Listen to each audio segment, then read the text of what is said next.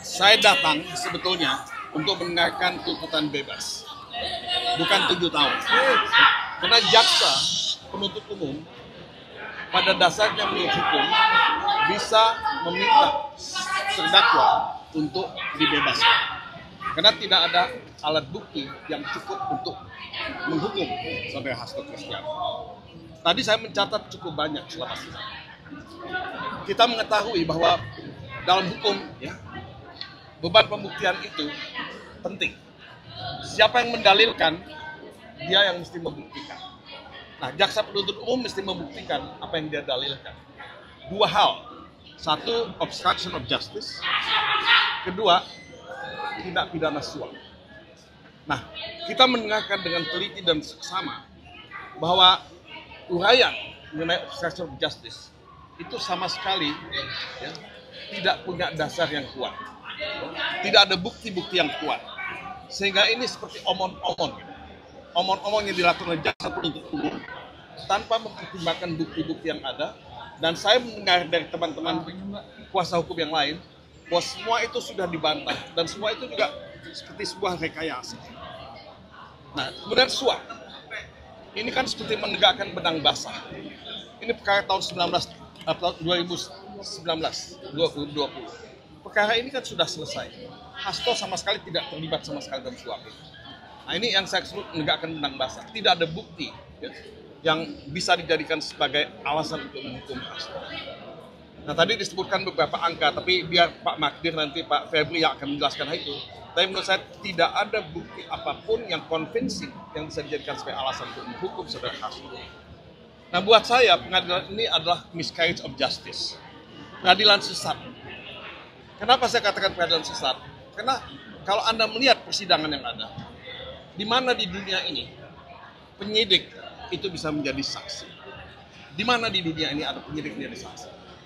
Menjadi ahli.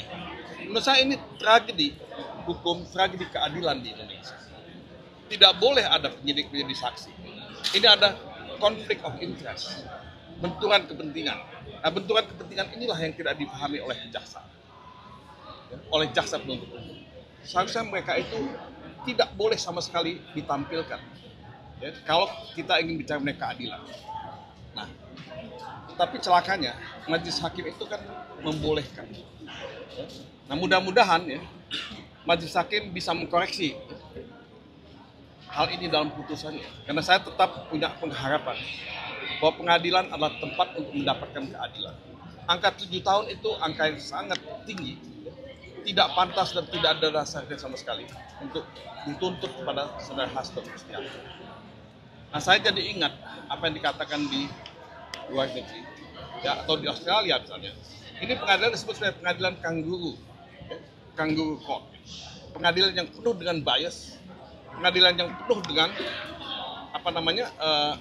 abuse of power dan rekayasa. Dan inilah yang terjadi.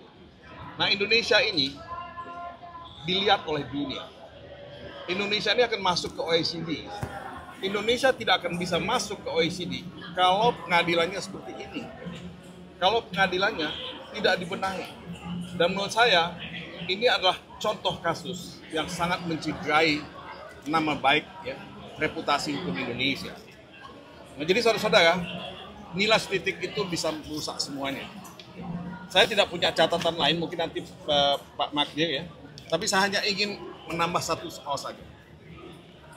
Ada buku yang ditulis oleh Sebastian Pompe, ya, orang Belanda, yang judul bukunya itu The Collapse of Supreme Court, ya, runtuhnya Mahkamah Agung.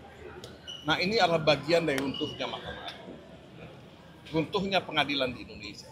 Jadi kita mengulangi secara dulu dikatakan itu runtuhnya Mahkamah Agung ketika zamannya Orde Baru, tapi sekarang ini kita mulai kembali melihat fenomena yang sama. The collapse of Supreme Court, dan ini adalah salah satu contoh. Kalau pengadilan tidak tegas dalam membuat keputusan, menurut saya the collapse itu adalah soal waktu, bukan soal kapan. Ya, terima kasih.